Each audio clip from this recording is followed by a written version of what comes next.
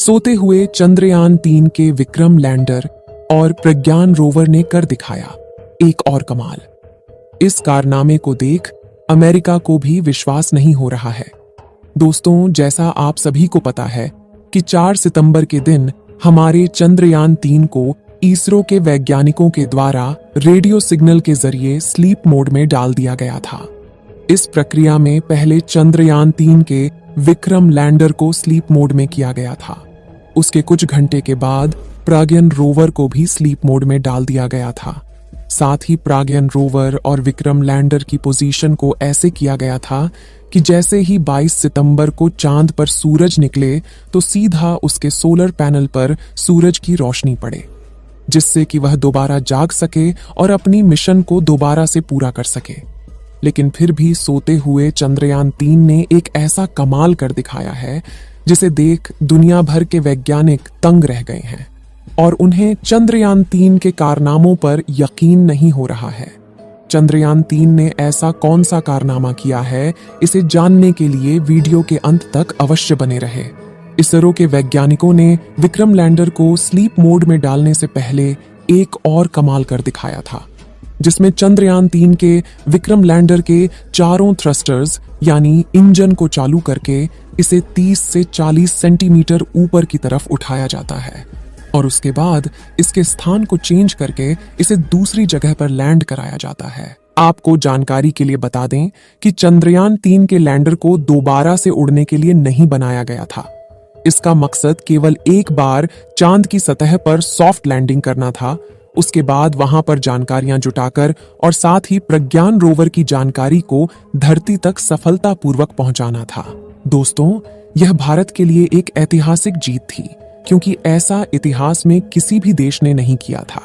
जबकि हमारे भारत देश के होनहार वैज्ञानिकों ने चंद्रयान के लैंडर को कुछ मीटर की ऊंचाई पर ऊपर की ओर उड़ाया और फिर उसके जगह को चेंज करके दूसरी जगह पर उसकी लैंडिंग सफलतापूर्वक कराई गई।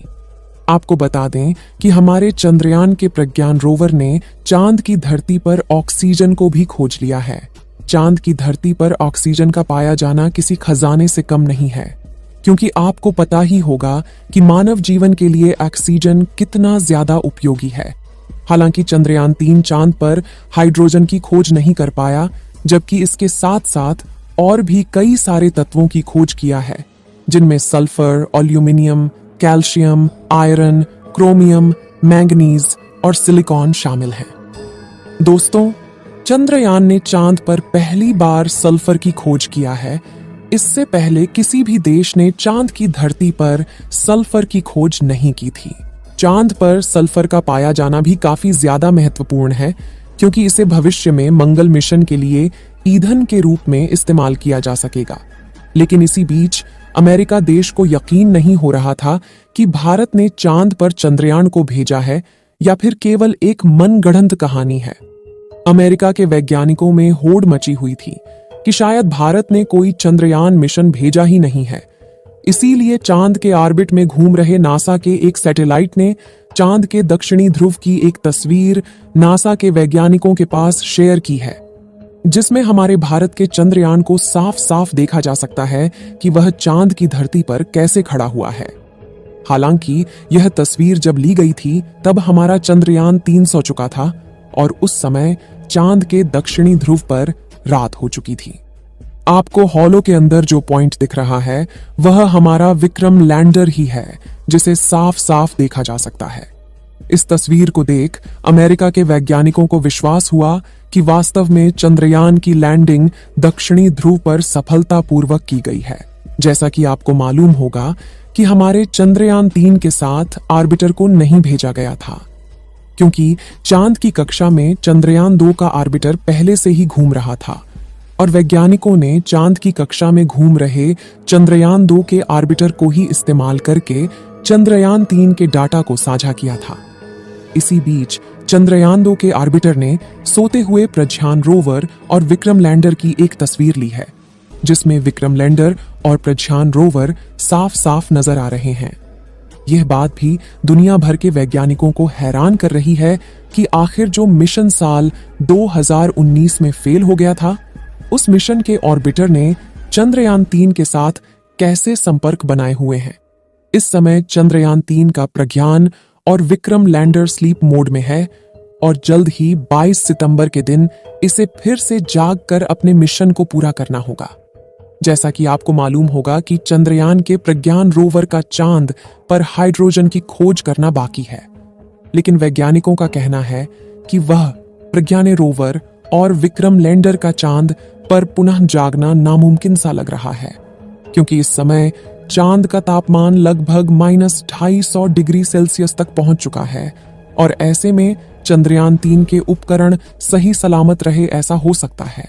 लेकिन विक्रम लैंडर और प्रज्ञान रोवर में बैटरी लगी हुई है, जिस बैटरी को चार्ज होने के लिए सूरज की उपस्थिति अनिवार्य है और इस समय चांद के दक्षिणी ध्रुव का तापमान काफी ज्यादा कम हो गया है, जिससे कि उसकी बैटरी खराब होने के चांसेस बढ़ गए हैं। यहाँ गौर करने वाली बात यह है कि वैज्ञानिकों ने इसकी बैटरी में काफी ज्यादा इंसुलेटर का इस्तेमाल किया है, जिससे कि यह इतनी ठंडी में भी सही सलामत बनी रहे। लेकिन -250 डिग्री सेल्सियस की ठंडी को झेल पाना इतना भी आसान नहीं है। लेकिन फिर भी हमारे प्रज्ञान रोवर और विक्रम लैंडर की बैटरी सही सलामत रहती है, तो पुनः चांद पर एक्सपेरिमेंट को शुरू किया जाएगा और इस बार हाइड्रोजन की तलाश की जाएगी। इस समय जो तस्वीर आप लोग अपने मोबाइल फोन पर देख रहे हैं, यह तस्वीर विक्रम लैंडर की है, जिसे चंद्रयान 2 के ऑर्बिटर ने अपने हाई रेजोल्यूशन कैमरा द्वारा कैप्चर किया है। आपको बता दें कि यह तस्वीर उस समय की है जब चांद पर रात का अंधेरा छा रहा था। इसमें आप देख रहे हैं कि चांद की सतह अंधेरा होने के कारण कैसे चमकदार दिखाई दे रही है।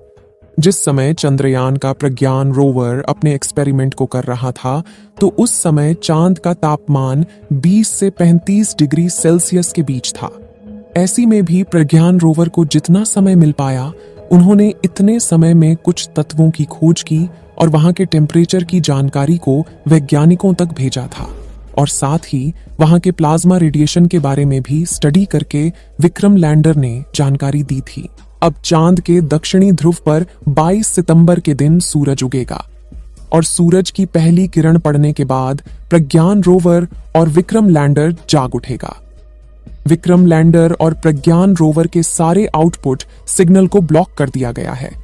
केवल विक्रम लैंडर के इनपुट सिग्नल को चालू रखा गया है, ताकि जब 22 सितंबर के दिन चांद पर सुबह हो तो वैज्ञानिकों के द्वारा रेडियो सिग्नल के जरिए दोबारा से चंद्रयान को जगाया जा सके। और अगर विक्रम लैंडर सही सलामत रहा तो रेडियो सिग्नल का जवाब वापस धरती तक आएगा। इस वीडियो को यहीं पर खत्म करते हैं। आप सभी लोग चंद्रयान 3 के दोबारा से जागने की दुआएं कमेंट में करते रहे, ताकि हाइड्रोजन की खोज की जा सके। इस वीडियो को एक लाइक जरूर करें और अपने मित्रों तक इस वीडियो को शेयर करें, ताकि उन्हें भी जानकारी मिल सके। और अपने भरोसेमंद चैनल को सब्सक्राइब जरूर करें और बेल आइकन को ऑल पर सिलेक्ट करना बिल्कुल ना भूलें। मिलते हैं किसी और नॉलेजेबल वीडियो के साथ। वीडियो को अंत तक देखने के लिए धन्यवाद।